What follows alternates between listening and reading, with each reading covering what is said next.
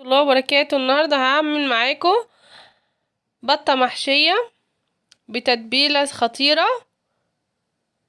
وقبل ما نبدأ بقى الفيديو، لو أول مرة تشوفوني، أنا اسمي رحاب الشهاوي.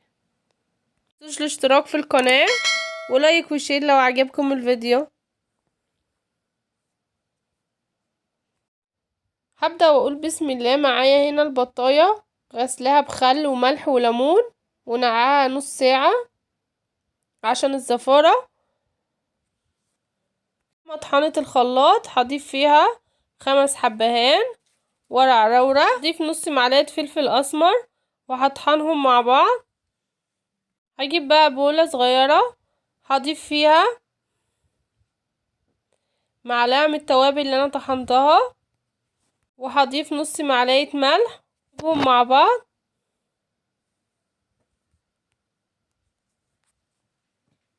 بقى اتبل البطاية بالتوابل دي.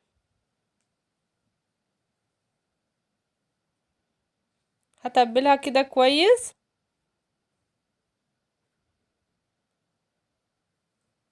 من بره ومن جوه،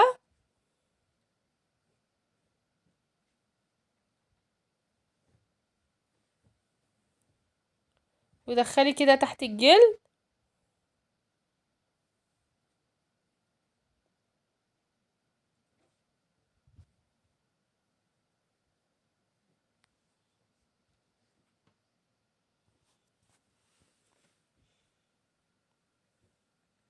هنا بصلتين و4 فصوص توم، هضربهم بقى في الكبة واصفي البصل ده، هصفي حبة منه.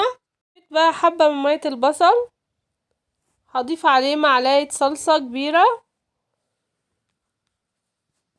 معلقة خل،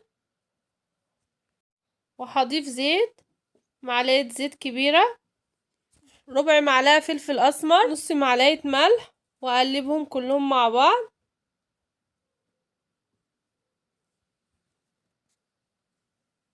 بقى بيهم البطاية من بره.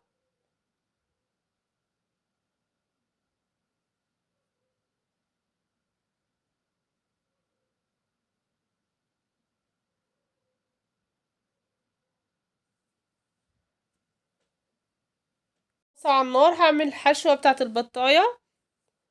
هضيف معلقتين زيت،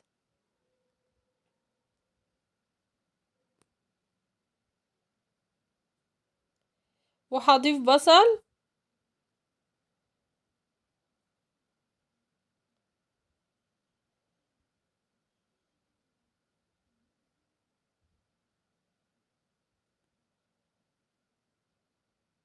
هقلب البصل شوية كده مع الزيت.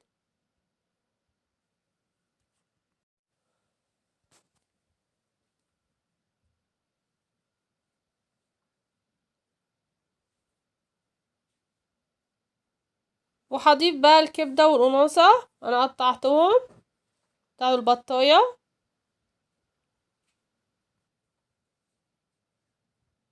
وهقلبهم مع البصل.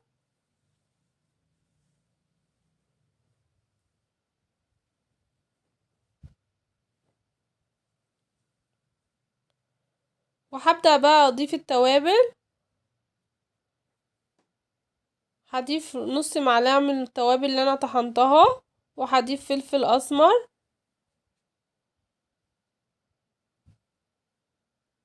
معلقة كركم،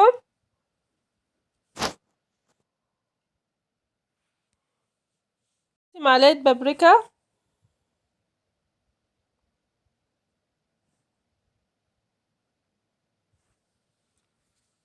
هضيف بقى رز، زي كوباية رز كده ضفتها،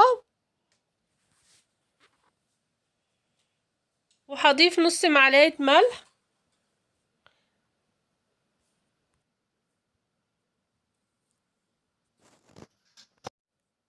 وهضيف بقى نص كوباية مية، وهسيب الرز بقى يستوي.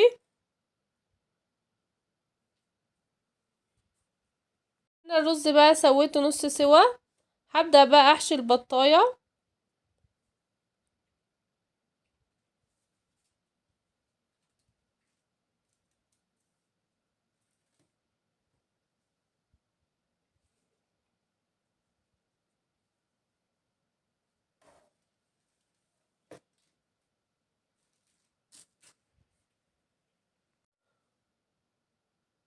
وهدخل الحشو كده في البطاية. قفلت بقى على البطاية كده، هدخلها بقى في الكيس الحراري،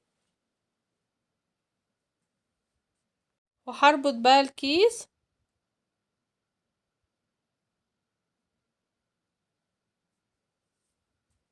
في صينية، وهخرم بقى الكيس كده،